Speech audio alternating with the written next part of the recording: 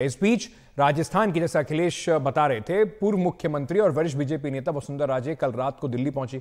जैसी वो दिल्ली पहुंची तो पूरी अफवाहों का बाजार है वो गर्म हो गया कि क्या वसुंधरा को एक और मौका मिलने वाला है या उन्हें मनाने के लिए उन्हें दिल्ली बुलाया गया है। आज उनके बीजेपी अध्यक्ष जेपी नड्डा से मिलने और वरिष्ठ नेताओं से मिलने की मुलाकात जो है उसका संभव है। दरअसल वसुंधरा राजे आज जेपी नड्डा और अमित शाह से मिलने का उन्होंने वक्त मांगा है।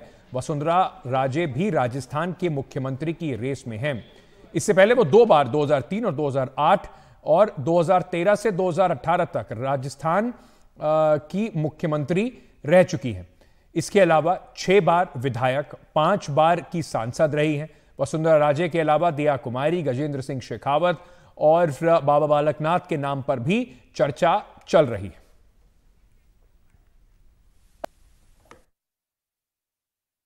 वसुंधरा राजे का दिल्ली जाना अपने आप में बहुत अहम है। अब इसके 2-3 कारण हो सकते हैं। एक तो ये कारण हो सकता है कि वसुंधरा राजे जो है यहाँ पर काफ़ी लोगों से मिल रही थी, काफ़ी समर्थक उसको आ रहे थे उनको मिलने के लिए, और इसको लेकर कहीं ना कहीं हो सकता है बीजेपी नर्वस हुई हो। दूसरी बात ये भी है कि लोकसभा इलेक्शन है। इस इलेक्शन में भी बीजेपी ने एकजुटता का संदेश दिया था। वसुंधरा राजे के साथ उनके जो सपोर्टर्स थे, उनके जो एमएलए थे, उनको टिकटें मिली थी दूसरे और तीसरे लिस्ट में, और उनके साथ ये चुनाव लड़ा गया था। सबसे ज्यादा सभाएं वसुंधरा राजे ने की हैं लोकसभा विधानसभा चुनाव में, और उनमें उनमें जो 50 से ज्यादा सभाएं की हैं उसमें से 30 से ज्यादा विधायक जीत के आए हैं। जाहिर है कि वो विधायक उनका शुक्रिया अदा करने के लिए उनके पास आ रही थी। लेकिन क्योंकि विधायकों का जमावड़ा लगा हुआ था, 2-3 दिन से लगातार आना जाना लगा हुआ था, कुछ विधायक तो बाहर आकर ये भी कह रहे थे कि हम चाहते हैं कि वसुंधरा राजे मुख्यमंत्री बने। तो ये सबको लेकर हो सकता है कहीं ना कहीं बीजेपी नर्वस हुई हो, और बीजेपी को ये भी एक्सेप्ट करना पड़ा है कि वसुंधरा फैक्टर एक इम्पॉर्टेंट फैक्टर है राजस्थान की राजनीति में, और जो भी अगला सीएम बनता है उसको वसुंधरा, अगर वो नहीं बनती है खुद, तो वसुंधरा राजे का आशीर्वाद उसके लिए जरूरी है ताकि वो बीजेपी एकजुट होकर लोकसभा चुनाव भी लड़ सके। तो ये कुछ बातें रही है कि वसुंधरा राजे को दिल्ली बुलाया गया है। दूसरा ये भी बात हो सकती है कि उनसे राय की जाएगी कि जो भी पार्टी चाहती है कि जो भी मुख्यमंत्री का चेहरा हो वो एक इस तरह से कैंडिडेट हो कि जिसके पीछे सब लोग उस कैंडिडेट को बैक करें। क्योंकि आप जानते हैं कि बीजेपी ने अपने आप में 7 एमपीज को यहाँ पर चुनाव लड़वा के और पार्टी ने उनको राजस्थान की राजनीति में उतार के, केंद्र की राजनीति से हटा के राजस्थान की राजनीति में उतार के एक तरह से पावर सेंटर क्रिएट कर दिए हैं। बीजेपी में कई विकल्प हैं, मुख्यमंत्री के कई चेहरे हैं, हमने उनसे सब चेहरों को डिस्कस भी किया है। वसुंधरा राजे हैं, गजेंद्र सिंह शेखावत है, ओम माथुर है, सुनील बंसल है, अर्जुन राम मेघवाल है, जो मंत्री हैं उनका नाम तो है ही, और इसके अलावा किरोड़ी लाल मीणा है, दिया कुमारी है, बाबा बालकनाथ है। तो ये जो सारे नाम हैं जो केंद्र में मंत्री भी हैं और जो यहाँ पर राज्यवर्धन राठौड़ भी है, संगठन के लोग हैं, या फिर डेप्यूटी सीएम और सीएम का फॉर्मूला लेके बीजेपी आएगी, कई चीजें चर्चाएं में हैं। लेकिन एक फैक्टर साफ है कि वसुंधरा फैक्टर जो है उससे कोई भी इनकार नहीं कर सकता है, और राजस्थान की राजनीति में बीजेपी की जो सेलिंग स्मूथ हो उसको लेकर कहीं ना कहीं वसुंधरा राजे को बुलाकर उनसे बातचीत कर कर बीजेपी ये भी चाहती है कि जो एकजुटता का संदेश वो विधानसभा में उन्होंने दिया है वही संदेश वो लोकसभा चुनाव में भी दे पाए। चलिए, तो विस्तार से हमारी सहयोगी हर्षा आपको बता रही थी कि इसके मतलब क्या है और राजस्थान में किस तरीके की इस वक्त सुगबुगाहट है मुख्यमंत्री के नाम को लेकर। संजय सिंह वरिष्ठ पत्रकार इस वक्त हमारे साथ जुड़ रहे हैं, रेणु मित्तल जी भी हैं, वो भी वरिष्ठ पत्रकार हैं। आप दोनों का बहुत बहुत स्वागत। संजय जी, भारतीय जनता पार्टी ने इस बार के चुनाव में कैंडिडेट बड़ी जल्दी घोषित कर दिए थे। लोगों को लग रहा था कि बीजेपी जो बिल्कुल अंत तक कैंडिडेट के नाम रोक के रखती है, इस बार उन्होंने सबसे पहले नाम घोषित कर दिए, लेकिन मुख्यमंत्री का जो नाम है उसको घोषित करने में इतनी देरी क्यों लग रही है? देखिए, कैंडिडेट नाम पहले घोषित कर दिए, जल्दी घोषित कर दिए तो नतीजे सामने आ गए अच्छे। अब ये है कि नतीजे सामने आ गए अच्छे, मुख्यमंत्री भी उसी तरह से हो। कई बार ये होता है कि किसी चीज की बड़ी यज्ञ की तैयारी होती है तो पूर्णाहुति होते होते थोड़ा समय लग जाता है, तो वो सही दिशा में हुआ है। और ये इंटरेस्टिंग है, ये जब तक चलेगा तब तक लोगों का इंटरेस्ट काफी अलाइव है इसमें, और अलाइव होने का साथ में जितने नाम चलते हैं उसके साथ उनके जो समर्थक हैं, जो सिंपैथाइजर्स हैं या बाकी लोग हैं, वो लोग भी उस समय पे बड़े उत्साहित होते हैं और उत्साह भी जगाते हैं। दूसरा है कि बीजेपी को लेकर के ये जो परिपाटी एक हो गई है कि गेस करो, आकलन करते रहो, लेकिन निश्चित तौर से पे अगर आप जब कोई नाम पिक मत करें वरना आप गलत जी। साबित हो जाएंगे। तो इसमें भी एक लोगों के बीच में कई बार ये मनोरंजन का भी विषय होता है, कई बार सीरियसनेस का भी विषय होता है। लेकिन जो बात अखिलेश कह रहे थे कि वीकेंड तक, सप्ताहांत तक होगा, तो एक और चीज इस बीजेपी में होता है कि वीकेंड जो कहते हैं कि कोट अनकोट जी खराब कर देते हैं, पर्टिकुलरली जर्नलिस्टों का। तो इस संभावना से इनकार आप नहीं किया जा सकता।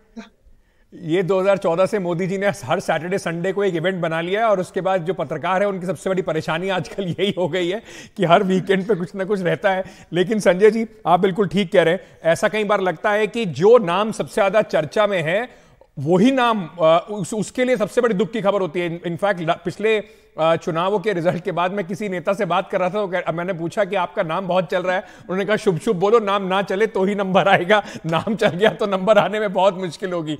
रेणु मित्तल जी, अगर ये कांग्रेस में हो रहा होता, 4-5 दिन लग जाते, तो अभी तक ये बात उठने शुरू हो जाती कि देखिए कांग्रेस वालों को पता नहीं है, बड़ी आपस में इनकी लड़ाइयां हैं, साथ नहीं पा रहे हैं। बीजेपी में अगर ऐसा होता है तो उसे स्ट्रैटेजी का नाम दे दिया जाता है। देखिए फर्क है, क्योंकि कांग्रेस कई बार टूट चुकी है, बीजेपी उनके एमएलए को ले जा चुके हैं। पर देखिए मेरा मानना है कि जिसकी सरकार सेंटर में होती है और स्टेट में भी उसको मेजोरिटी है, तो आप अपने एमएलए को खुला छोड़ सकते हो। कोई खतरा नहीं है कहीं से कि कोई पोच करेगा या नहीं करेगा। मेरे ख्याल में अभी 4-5 दिन ही हुए हैं, इतनी कोई जल्दबाजी नहीं है। टाइम लगता है कभी कभी सारे परमिटेशंस और कॉम्बिनेशंस देखने में, क्योंकि बहुत सारे लीडर्स हैं जो एस्पिरेंट्स हैं और बहुत सारे इन्होंने उतारे हैं, कोई फेस दिखाया नहीं तीनों असेंबली चुनाव में। तो उन सबको सेटिस्फाई करना, उनसे बात करना, उनके समर्थकों को लेना, किसको क्या पोजीशन देनी है, और पर्टिकुलरली वो एमपी जिन्होंने अब अपनी सीट रिजाइन कर दी है और अब वो असेंबली के मेंबर रहेंगे, तो जाहिर सी बात है कि उनके भी एस्पिरेशंस होंगे, उनको भी लगेगा कि मुझे कुछ। और जहां तक वसुंधरा का सवाल है, मेरा मानना है कि वसुंधरा राजे पास्ट टेंस हैं, जैसे कि अशोक गहलोत पास्ट टेंस हैं। उनका इस रिजल्ट से उनका अच्छा रिजल्ट आया है, पर उनको कुछ मिलने की संभावना नहीं है। मेरे ख्याल में वो अपने पर्सनल कारणों से भी दिल्ली आई थी, उनकी डॉटर इन लॉ बहुत बीमार है, उनको भी देखने आई थी, और उसके अलावा लीडर्स से भी बात करने, क्योंकि एक माहौल बन रहा था राजस्थान में कि इनको बहुत सपोर्ट मिल रहा है। तो देखिए एमएलए वसुंधरा के पास हमेशा एमएलए रहे हैं, वो जब टिकट देती थी तो ज्यादा एमएलए थे। अभी इस बार भी उनके कहने पर टिकटें दी गई हैं उनके सपोर्टर्स को, तो वो तो साथ हैं इन द सेंस कि वो उनको थैंक यू करते हैं, उनसे बात करते हैं, मिलते हैं। इसका मतलब ये नहीं कि वो पार्टी तोड़ने जा रही है, मेरा बिल्कुल ये मानना नहीं है। मेरा मानना है कि जिसको मोदी जी चाहेंगे उसको चीफ मिनिस्टर बनाएंगे, और वसुंधरा राजे जो है उस रेस में नहीं है जैसे कि बाकी लोग कहते हैं कि है। मैं कहती हूँ कि नहीं, वो रेस में नहीं है, क्योंकि इनका इनिंग्स हो गया है, और मोदी जी शायद बहुत ज्यादा उनको पसंद भी नहीं करते हैं एज ए लीडर। तो ये एक समस्या है वहां पर, और वो भी शायद ये बात को रियलाइज करती हैं। ठीक है संजय जी, मैं आपको इस पे लाना चाहता हूं। खास तौर से 3 जो पुराने बीजेपी के नेता हैं, बड़े नेता रहे हैं छत्तीसगढ़ में, रमन सिंह 2 बार मुख्यमंत्री रहे, शिवराज सिंह चौहान पे खास तौर से ऐसा नहीं है एक सक्सेसफुल मुख्यमंत्री रहे। 18.5 साल के एंटी इनकम्बेंसी के बाद भी बीजेपी ने उन्हें प्रोजेक्ट किया हो या ना किया हो, लेकिन एक प्रमुख चेहरे के तौर पर पूरे राज्य में घूम घूम कर उन्होंने ही वोट मांगे हैं। और वसुंधरा राजे, कितना आसान और मुश्किल होगा शिवराज सिंह चौहान को इतनी बड़ी जीत के बाद मध्य प्रदेश से हटाना, और क्या वसुंधरा को 2024 से पहले बिल्कुल इस तरीके से दरकिनार किया जा सकता है? देखिए ये बड़ा ही ट्रिकी सिचुएशन है, मुझे लगता है इसीलिए टाइम लगा है। वोट तो मोदी जी के नाम पे मांगा गया, लेकिन साथ में मुझे लगता है कि मध्य प्रदेश का सिचुएशन थोड़ा डिफरेंट है बाकी इन दोनों राज्यों से, क्योंकि Shivraj Singh Chouhan incumbent chief minister थे और अच्छे चीफ मिनिस्टर थे, उन्होंने काम किया, उनके काम की भी सराहना हुई है, पॉपुलर भी थे, और बाद में वो लाडली बहन योजना जो लेकर के आए उसमें भी काम किया। दूसरा ये है कि जिस समय बाकी केंद्र से नेता मतलब 7 एमपीज 2 यूनियन मिनिस्टर मतलब सारे मिला करके जब भेजे गए, तो उनका कोई इंथुजियाज्म या उनके अंदर की एनर्जी या ऊर्जा कहीं डैम्पेन नहीं, बल्कि वो जिस गति से काम कर रहे थे उससे शायद ज्यादा ही गति से उन्होंने वो कैंपेन में जुट गए। तो उनका मुझे लगता है कि थोड़ा सा पोजीशन वो डिफरेंट होगा शिवराज सिंह। दूसरी चीज और है कि शिवराज सिंह संगठन के साथ और केंद्र में सरकार के साथ दोनों के साथ 100% सिंक में है और लगातार वो काम करते रहे।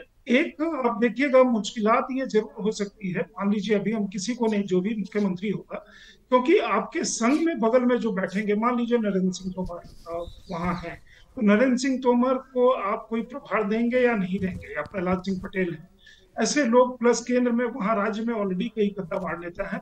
वो जो बेंच स्ट्रेंथ है, वैसे तो बहुत बेंच स्ट्रेंथ बहुत ही स्ट्रांग होगी, लेकिन साथ जी में एक अलग तरह का मैनेजमेंट का सिचुएशन जरूर पैदा करेगी, वहां भी, राजस्थान में भी और छत्तीसगढ़ में भी। कि मान लीजिए रमन सिंह मुख्यमंत्री होते हैं, तब ठीक है, नहीं होते हैं, 10 साल के मुख्यमंत्री हैं, फिर उनका क्या। बीजेपी के लिए जो रेणु जी एक बात कह रही थी, एक एडवांटेज ये है कि सिर्फ 3 महीने बाद लोकसभा के चुनाव घोषित हो जाएंगे। कई लोग को केंद्र में आने का, उसके बाद 6 महीने के अंदर नई सरकार केंद्र में होगी, तो केंद्र में 6 महीने के अंदर नई सरकार स्थापित हो जाएगी और 3 महीने के बाद हर लोग कैंपेन मोड में होंगे। 3 महीने क्या मतलब, अगले महीने राम मंदिर का जब से उद्घाटन होगा और यहाँ बजट पेश हो जाएगा, उसका प्रैक्टिकली हर समय वही माहौल रहेगा। आगे की जो भी बात होगी वो 6 महीने में उसका एडजस्टमेंट हो सकता। रेणु जी, क्या क्योंकि प्रधानमंत्री नरेंद्र मोदी का कद इतना बड़ा है, 2024 का चुनाव उनके नाम पर ही लड़ा जाएगा और उनकी पॉपुलैरिटी को बीजेपी ने कम से कम इन राज्यों में जो जीत हुई है उसमें दिखाया इस तरीके से गया है कि देखिए सिर्फ मोदी के नाम पर ही जीते हैं। तो क्या इसी वजह से इतना आसान हो जाता है किसी भी बड़े छोटे नेता को दरकिनार करके कोई भी चेंज लेके आना भारतीय जनता पार्टी के लिए? क्योंकि 24 का चुनाव शिवराज सिंह चौहान के नाम पर नहीं लड़ा जाएगा, नरेंद्र मोदी के नाम पे लड़ा जाएगा, वसुंधरा के नाम पे नहीं लड़ा जाएगा, नरेंद्र मोदी के नाम पे चुनाव लड़ेगी बीजेपी। बिल्कुल सही कह रहे हैं आप, बहुत आसान हो गया है अब, पर्टिकुलरली जो मेजोरिटी आई है तीनों स्टेट्स में। राजस्थान में तो मेरे हिसाब से एक्सपेक्टेड था कि कांग्रेस हार रही है, पर मध्य प्रदेश में और छत्तीसगढ़ में ऐसा नहीं लग रहा था। तो जिस तरह से जो बम्पर क्रॉप मध्य प्रदेश में आया है और छत्तीसगढ़ में आया है, उससे एक कॉन्फिडेंस बूस्टिंग एक्सरसाइज है। आप हमको ये भूलना नहीं होगा कि मोदी जी ने शिवराज सिंह चौहान को हटाने की पहले भी कोशिश की थी, जब आरएसएस ने इंटरवीन करके वो अपनी कुर्सी पे बने रहे थे। तो मेरे ख्याल में अब उनके लिए बहुत अच्छा मौका है कि नया लीडरशिप ले आए तीनों स्टेट में। नया लीडरशिप का मतलब है नए लोग, नए आइडियाज, और एक उनका अपना जो पर्सनल जिनसे रैपोर होगा, मेरे ख्याल में वो उन्हीं को चूज करेंगे।